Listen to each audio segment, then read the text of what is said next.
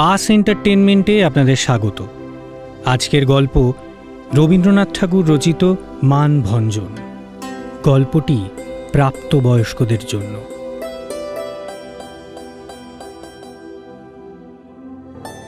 গিরিবালার চরিত্রে সায়ন্তনী ব্যানার্জি, গোপীনাথ প্রিয়ম ঘোষাল, পুলিশের চরিত্রে শঙ্খশুভ্র সান্যাল, সুধ ও লবঙ্গের চরিত্রে সৃজনী ব্যানার্জি, অন্যান্য চরিত্রে সোমনাথ ঠাকুর, প্রিয়ম ঘোষাল, সৃজনী ব্যানার্জি, সায়ন্তনী ব্যানার্জি ও শঙ্খশুভ্র সান্যাল।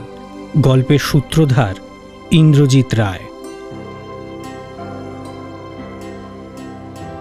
শব্দগ্রহণ ও কারিগরি সহায়তা স্টুডিও গান্ধার ও সাগর দাশগুপ্ত। রমানাথ শীলের তিনতলা বাড়ির উপরতলায় গোপীনাথ শীলের স্ত্রী গিরিবালা বাস করেন। শোবার ঘরের দক্ষিণ দিকে ফুলের টবে গুটিকতক বেলফুল ও গোলাপ ফুলের গাছ। ছাদটি উঁচু পাঁচিল দিয়ে ঘেরা। বাইরের দৃশ্য দেখার জন্য পাঁচিলের মধ্যে মধ্যে ইটের মাঝে ফাঁক করা রয়েছে। শোবার ঘরে নানান বেশভূষায় বেষ্টিত বিদেশি নারী মূর্তির এনগ্রেভিং থাকলেও আয়নায় যে ষোড়শী নারীটির প্রতিবিম্ব ক্ষণে ক্ষণেই ফুটে ওঠে, তার সৌন্দর্য কোনো অংশেই ওই অসামান্য শিল্পকর্মগুলির থেকে কম নয়। গিরিবালার সৌন্দর্য যেন ভোরের হঠাৎ ফুটে ওঠা সূর্যের আলোর মতো, বিস্ময়ের মতো, নিদ্রাভঙ্গের চেতনার মতো, হঠাৎ করেই বুকে বেঁধে অভিভূত করে। তাকে দেখা মাত্রই সেই ভাগ্যবান অথবা ভাগ্যবতী অস্ফুটে বলে উঠবেন, এ দেখবার জন্য প্রস্তুত ছিলাম না। হয়তো প্রস্তুত থাকা সম্ভব নয়। যা এতদিন দেখে এসেছি এ যেন তার থেকে অনেক আলাদা, স্বতন্ত্র। গিরিবালাও নিজের লাবণ্য রসে নেশাতুর। প্রায়শই তাকে পাওয়া যায় সেই উঁচু পাঁচিল ঘেরা ছাদটিতে, যেখানে চঞ্চল হরিণের মতো গিরিবালা হেঁটে চলে বেড়ায়।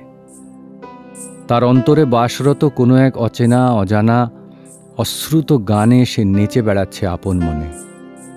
সেই মুহূর্তে আয়নার চেয়ে আরও স্পষ্ট এক প্রতিবিম্ব যেন ফুটে ওঠে তার শিশুসুলভ সারল্য সে সময় কে প্রত্যক্ষ করে তা অজানা, তবে সে যেন মেতে আছে আপন আনন্দে। তখন তার কাণ্ড কারখানা দেখলে কতকটা হাসি পায়, বালখিল্য মনে হয়। সবশেষে তার শ্রান্ত ক্লান্ত শরীরকে সে গাছের ধারে পড়ে থাকা ফুলরাশির মতো বিছানায় এলিয়ে দেয়। গিরিবালা নিঃসন্তান। তাকে যে সংসারের কোনো দায়িত্ব পালন করতে হয় এমনটা নয়। সে কেবল নিভৃতে একটি জিনিসই উপলব্ধি করে, যে সে নিজের পূর্ণতায় অপূর্ণ। কোনো পাত্রে যদি তার যথার্থ ক্ষমতার চেয়ে বেশি কোনো তরল পদার্থ ঢালা হয়, সে শুধু উপচেই পড়ে না, অনেক সময় আরও খানিকটা ফেলেই তবে ক্ষান্ত হয়। গিরিবালা তেমন পূর্ণ বিকশিত হওয়া সত্ত্বেও কেমন করে যেন তার স্বামীর নজরে সেভাবে কোনোদিনই আসেনি। সে এক রহস্য। বরং বাল্যকালে সে তার স্বামীর ভালোবাসা পেয়েছিল। তখন গোপীনাথ স্কুল পালিয়ে অভিভাবকদের খানিকটা বোকা বানিয়ে নিভৃতে দুজনে প্রায়শই সময় কাটিয়েছে। এক বাড়িতে বসবাস সত্ত্বেও দুজনের মধ্যে যে চিঠির আদান প্রদান হয়েছে এও সত্যি। তুচ্ছ কারণে মান অভিমান হয়েছে এমনটাও কেউ বলতে পারে না। অতি অল্প বয়সেই গোপীনাথের পিতৃবিয়োগ ঘটল। অকালপক্ষ গোপীনাথ শুধু বাড়ির কর্তা হয়ে উঠল তা নয়, অভিভাবকহীন দিনযাপনের ফলে তার জীবনে উচ্ছৃঙ্খলা বাড়ল। আড্ডাবাজি, দলাদলি হয়ে উঠল গোপীনাথের এক অদ্ভুত নেশা। ছোট বৈঠকখানায় ছোট আড্ডার আসরের দলপতি হওয়াটা তার কাছে এক বড় দায়িত্ব। ইয়ার্কি ফাজলামো মেরে অন্যকে ছোট করে কেমন যেন একটা বাহাদুরি দেখানো যায়। নিজেকে বড় দেখিয়ে অন্যকে নিন্দে করে, ঠাট্টা করে গোপীনাথ তার বাকি ইয়ার দোষদের কাছ থেকে বাহবা কুড়িয়ে আধিপত্য ফলানোতেই মেতে থাকতো সারাদিন। তারপর বুঝলে তো চৌধুরী, সে তো কাঁটা চামচের ব্যবহারই জানে না। ও তাই? না, সাহেবী আদব কায়দা জানবে কোত্থেকে, একেবারে অশিক্ষিত। আর আমি তো দেখে, সে তো জানা আমি কথা। যদি থাকতাম তাহলে কি আর এরকম হতে পারতো বলো? তো বটেই। তার অন্ধত্ব এমন বাড়তে লাগলো যে সংসারের বাকি সব সুখ, দুঃখ, আনন্দ, আবেগ, দায়িত্বগুলো তার কাছে তুচ্ছ হয়ে রইল। এদিকে গিরিবালা তার ভুবন ভোলানো রূপকে সঙ্গী করে নিজের ঘরে নিজের প্রজাহীন রাজ্যের সিংহাসন দখল করে রইল। সে জানত সে চাইলে ছাতের উঁচু পাঁচিলের ফাঁক দিয়ে যে জগৎটাকে দেখা যায় সে অনায়াসেই তা দখল করতে পারে। অথচ বিশ্ব সংসারে এমন কোনো মানুষ নেই যাকে সে বন্দি করতে পেরেছে কোনো দিন। গিরিবালার একটি সুরসিক দাসী আছে যার নাম সুধ, অর্থাৎ সুধামুখী। সে গান গাইত, নাচত, ছড়া কাটত ও গিরিবালার রূপের নানান বর্ণনা করত। হায় রে কপাল আমার, এমন ধরো রূপ, অমন ডেবা ডেবা চোখ, অমন সুন্দর ঠোঁট, শাড়ি পরলে যেন সারা শরীর একেবারে মখমলের সাথে মিশে যায়। হেঁটে চলে বেড়ালে কোমরে বাঁধা চাবির শব্দ যেন কানে সুরের মতো বাজে। চুলটুকু একটিবার খোলার উপায় নেই, যেন মা গঙ্গা স্বয়ং জ্যোৎস্নার আলোয় কুলকুল করে বয়ে চলেছেন। ও পা দুখানি যেন পদ্ম ফুল। আমি যদি পুরুষ মানুষ হতুম, ওই পা দুখানি বুকে নিয়ে মরতুম গো। হায় রে হায়, এ রূপ একমাত্র ওই অতি বেরসিকে চক্ষু এড়ায়। তোর যত মিছে কথা, তুই কবিতা লিখিস, ছড়া কাটিস, তাই যত কাল্পনিক বানিয়ে বানিয়ে কথা, মৃত্যুক কোথাকার। এ মা কালী দিবি গো, এ তোমার গা ছুঁয়ে বলছি গো বৌদিদি। হয়েছে হয়েছে, যা এবার কাজ কর দেখিনি। অপরদিকে যে কারণে গোপীনাথের গিরিবালার প্রতি ঔদাসীন্য, তা হল তার জীবনে এক নারীর উপস্থিতি, লবঙ্গ। সে মঞ্চে দাপিয়ে অভিনয় করে তথাকথিত অভিজাত বাবুদের বাহবা কুড়ত। প্রাণনাথ, হে প্রিয়, দিবস রজনী আমি যেন তোমারই আশায় আশায় থাকি। তাই চমকিত মন, চকিত শ্রবণ, তৃষিত আকুল আঁখি। Excellent excellent excellent excellent excellent. ওহ, লাজবাব লাজবাব, এক্সেলেন্ট। গোপীনাথের কাছে লবঙ্গ সম্পর্কে নানান গল্প শুনে গিরিবালার তার প্রতি ঔৎসুক্য কিছু কম ছিল না, বরং তার কতকটা হিংসেই হতো। কি গো, তুমি বলেছিলে আমাকে একদিন থিয়েটার দেখতে নিয়ে যাবে। তুমি থিয়েটার দেখতে যাবে? সে দেখে তোমার কি হবে? বারে, কত শুনেছি ওর কথা, কত কি তো বলো। কেমন করে সে সংলাপ বলে, কেমন করে সে স্টেজে মুচ্চা যায়, কেমন করে সে প্রাণনাথ বলে ডেকে ওঠে। নিয়ে যাবো এখন সরো। কবে? যেতে দাও গিরিবালা, কাজ আছে। লক্ষ্মীটি, একবারটি নিয়ে চলো না। বললাম তো নিয়ে যাবো, এখন সরো এখান থেকে। গিরিবালার কোনোরকম সাদাসাদি যেন আর কার্যকর হয় না। অবশেষে সে একদিন সুধোকে থিয়েটার দেখতে পাঠালো। হিয়া মোর, শোন কথা, আমি কাহারে ব্যক্ত করিব আমার এমন আকুল ব্যথা। যখন ঘনালো আধার জমাট, গোপনে মুক্ত করিয়া কপাট, বাহির হলেম ঘর ছাড়ি মোর, কত বাধা অবহেলি। ঘনদ বর্ণ শ্যামগো আমার, কোথা গেলে তুমি চলি? শত ঝিল্লির ধ্বনি মুখরিত কুঞ্জ বনের মাঝে, বিরাজিলেন সাঁঝে। নিশীথ জ্যোৎস্না প্লাবিত হলো, শ্যাম তবু এলো না যে। শেষে চন্দ্রমা শ্রান্ত চরণে চলিল অস্তাচলে। আমার কর্ণে শ্যামের বাঁশি যেন কত কথা বলে। আমি রাধারানী শ্যাম বিরোহিনী, ভাসিয়া নয়ন জলে। সখী মাঝারেও বিরোহিনী রাধা, একাকী বনতলে। প্রতীক্ষা ভারে রাত্রি আধারে, অপ্রসন্ন চিতে। চেয়ে থাকিলেম তার পথপানে, তবু আসিল না মিতে। সুধো ফিরে এসে গিরিবালার কাছে সাপসাপান্ত করতে লাগলো। ছি ছি, ঝাঁটা মারি ওদের কপালে, কি কুচ্ছির সব মেয়ে ছেলে গা।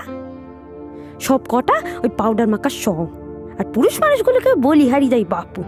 ওই পাউডার মাখা কুচ্ছিত পুতুলগুলোকে দেখে একেবারে প্রেমে মূর্ছা যায় মেয়ে গো। কিন্তু গোপীনাথ যখন গিরিবালার সব বন্ধন উপেক্ষা করে সব ছেড়ে চলে গেল, তখন গিরিবালার মনে সংশয় জাগল।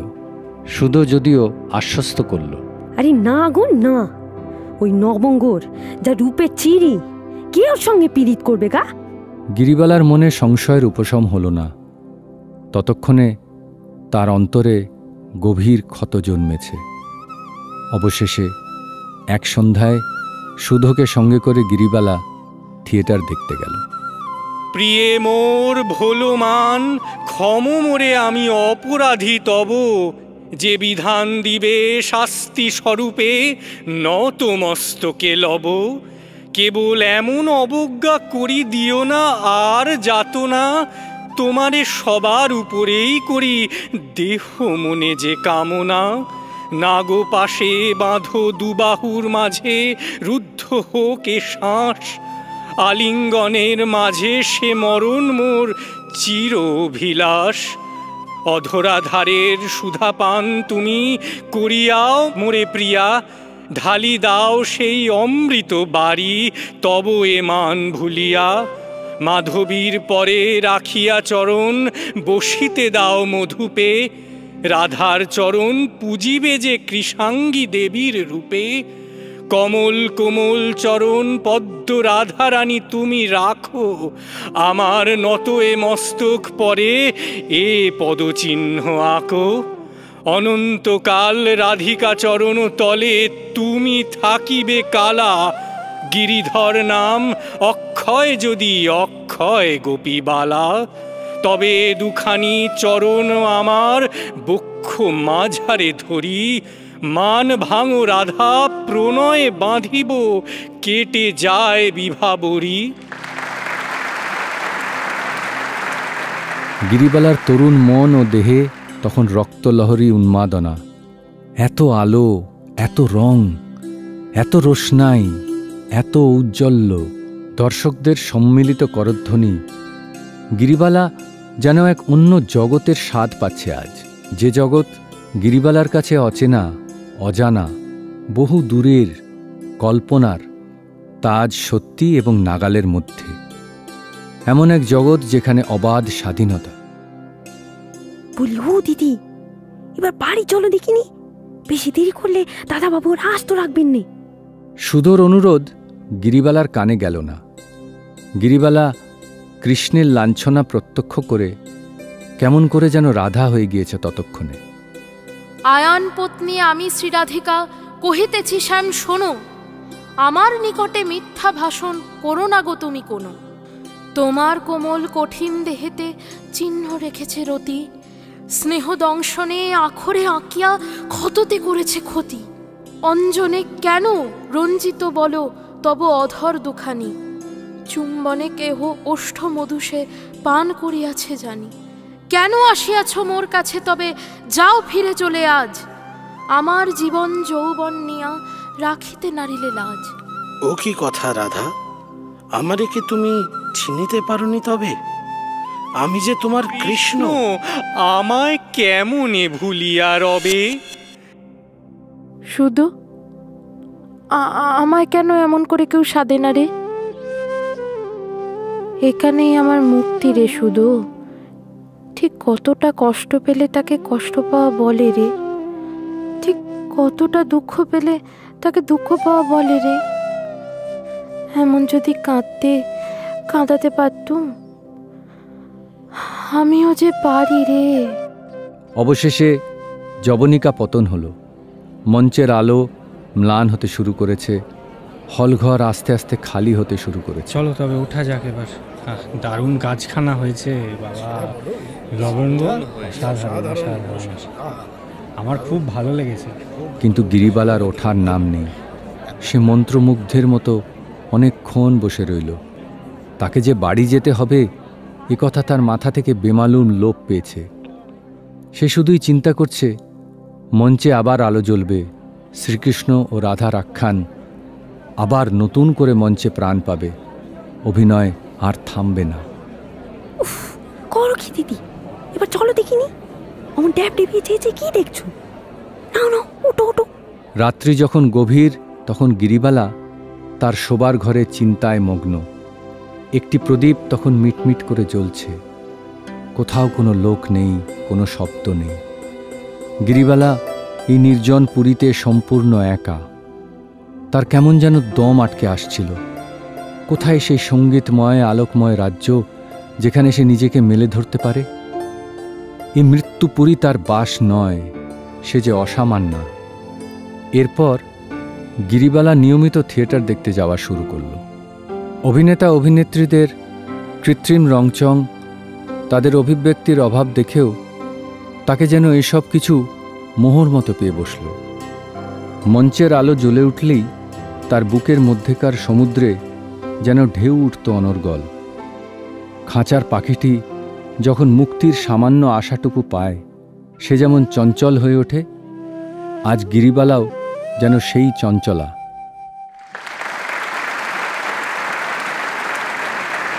ও লবঙ্গ, তুমি ভুবন মোহিনী, এ বিরস দিনে কি মহাসমারোহে তুমি প্রেম হয়ে এলে। এমন মায়ামণ্ডিত পরিবেশে গোপীনাথের যখন আবির্ভাব হল, তখন তার মুখে এমন ভূয়সী প্রশংসা শুনে গিরিবালার মনে হিংসা ও অবজ্ঞা জন্মাল। বুঝলি শুধু, যদি কখনো এমন দিন আসে যেদিন তোর দাদাবাবু আমার প্রেমে পাগল হয়ে পায়ের কাছে লুটিয়ে পড়ে, সেদিন যদি তাকে ফিরিয়ে না দিতে পারি, তাহলে এ বুকের জ্বালা মেটার নয় রে। সেদিন বেশ রাত হয়েছে। গিরিবালার জীবনে গোপীনাথের উপস্থিতি এতটাই ক্ষীণ হয়ে এসেছে যে তা যেন বিচ্ছেদের সমান। তখন রাত্রি 10টা। বাড়ির সকলেই তখন নৈশভোজ সেরে নিদ্রাচ্ছন্ন। এমন সময় গিরিবালার ঘর আতরের গন্ধে আচ্ছন্ন হয়ে পড়ল। গোপীনাথ এসে উপস্থিত, গায়ে ধুতি পাঞ্জাবি ও শাল। একবার চাবিখানা দাও দেখি। এ স্বর, এ কথার ধরন, যাতে না আছে ভালোবাসা, না আছে অভিমান, না আছে রাগ, না আছে কোনো আবেগ। গিরিবালার মন যেন হু হু করে উঠল। দীর্ঘ এই বিচ্ছেদের পর এ কেমন বাক্যালাপ। আমি চাবি দেব, তুমি আগে ঘরে চলো। আমি বেশি দেরি করতে পারবো না, তুমি আমাকে চাবিটা দাও। আমি চাবি দেব, তুমি তুমি যা চাও আমি সব দেব, শুধু আজ রাতটা আমার কাছে থাকো। সেসব পরে হবে গিরিবালা, আজ আমার একটা বিশেষ দরকার আছে। তবে আমি দেব না। দেবে না মানে? দেখি কেমন না দাও। গোপীনাথ লক্ষ্য করল গিরিবালার শাড়ির আঁচলে চাবি নেই। সে তখন সারা ঘর ওই একরত্তি চাবি খুঁজতে লাগলো তন্ন তন্ন করে। দেবে না? হ্যাঁ, কোথায় রেখেছে চাবি? কোথায় রেখেছে চাবি? দেবে না চাবি? গিরিবালা, তুমি চাবি দাও বলছি, নইলে কিন্তু ভালো হবে না বলে দিলাম। আমি চাবি দেব না। কি তোর এত সাহস? হ্যাঁ, চাবি দিবি না? দিবি না চাবি? চাবি দে বলছি, দে চাবি, দে চাবি, চাবি দাও গিরিবালা।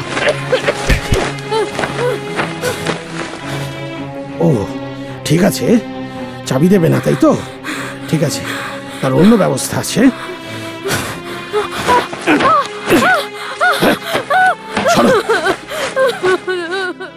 চারিদিকের নিস্তব্ধতা একটি বারের জন্য ক্ষুণ্ণ হল না। সব কিছু যেমনকার তেমনই রইল। সে রাত কেটে গেল। গিরিবালা কতখানি অপমানিত, ব্যথিত, তা সে সুধোকেও লজ্জায় বলতে পারল না। সে একবার ভেবেছিল আত্মহনন করবে। তার এই রূপ যৌবনের কি মানে? বিসর্জন দেয়াই হয়তো শ্রেয়, কিন্তু তাতে কারো কি কিছু এসে যায়? জীবনে যেমন সুখ নেই, তেমন মৃত্যুতেও নেই। গিরিবালা মনস্থির করল সে বাপের বাড়ি চলে যাবে। সবার, এমনকি বাড়ির কর্ত্রীর নিষেধাজ্ঞা অমান্য করে সে তার বাপের বাড়ি চলল। ওদিকে গোপীনাথ নৌকা বিহারে কতদিনের জন্য কোথায় গিয়েছে তা কেউ জানে না। গান্ধর্ব থিয়েটারে গোপীনাথ প্রায় প্রত্যেক দিনই হাজির থাকত। সেখানে মনোরমা নাটকে লবঙ্গ মনোরমার চরিত্রে অভিনয় করত এবং গোপীনাথ ফ্রন্ট রোতে বসে প্রায়শই তাকে উদ্দেশ্য করে অযাচিত প্রশংসা ও মঞ্চের ওপর নোটের তোড়া ছুঁড়ে দিত।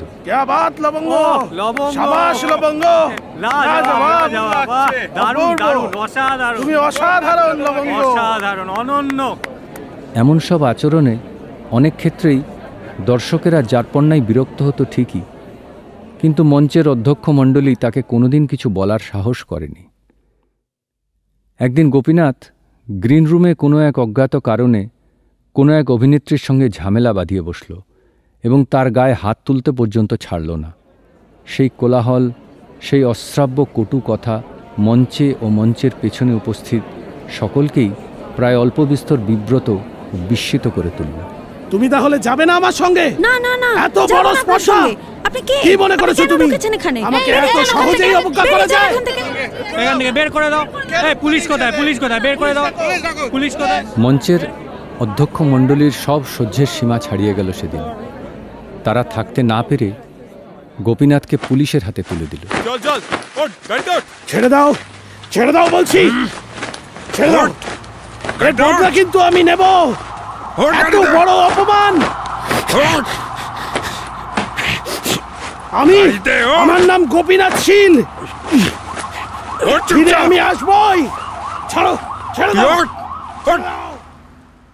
ইতিমধ্যে দুর্গাপুজোর 1 মাস আগে মনোরমা নাটকটি মঞ্চস্থ হবে এ খবর মহা আড়ম্বরে ঘোষণা করা হলো।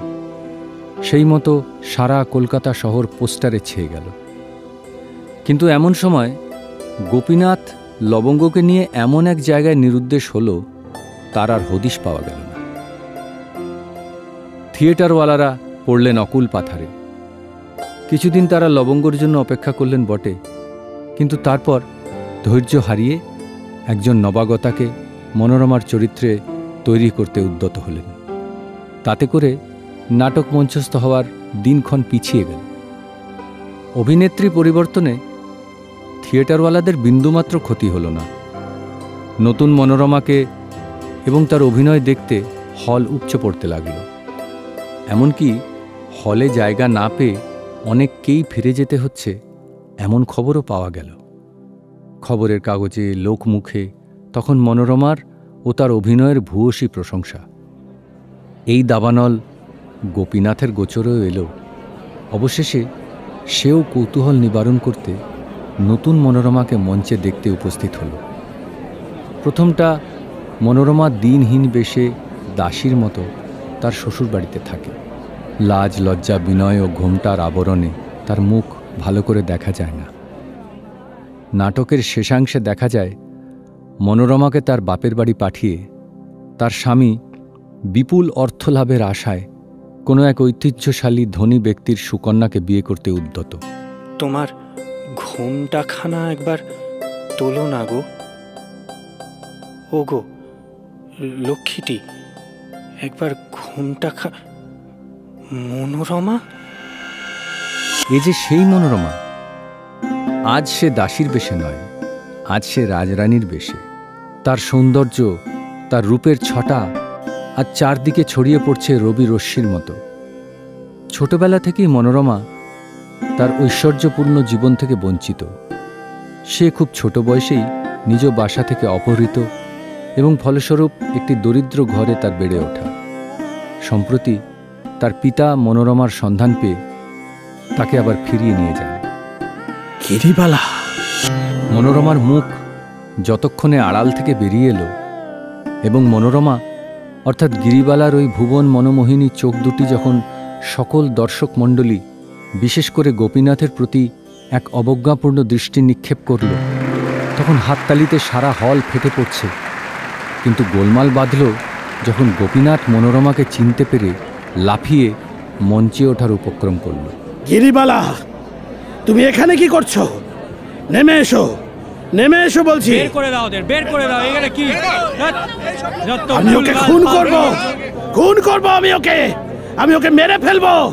দাঁড়া, একবার তোকে পাই, তারপর তোর কি করি দেখ। এই অনেক হয়েছে, চল চল বেরো এখান থেকে।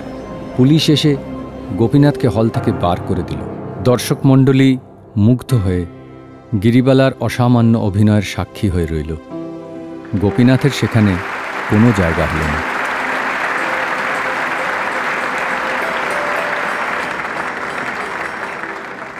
শুনছিলেন মানভঞ্জন। গিরিবালার চরিত্রে সায়ন্তনী ব্যানার্জি, গোপীনাথ প্রিয়ম ঘোষাল, পুলিশের চরিত্রে শঙ্খশুভ্র সান্যাল, সুধ ও লবঙ্গের চরিত্রে সৃজনী ব্যানার্জি, অন্যান্য চরিত্রে সোমনাথ ঠাকুর, প্রিয়ম ঘোষাল, সৃজনী ব্যানার্জি, সায়ন্তনী ব্যানার্জি ও শঙ্খশুভ্র সান্যাল। গল্পের সূত্রধার ইন্দ্রজিৎ রায়। শব্দগ্রহণ ও কারিগরি সহায়তা স্টুডিও গান্ধার ও সাগর দাশগুপ্ত।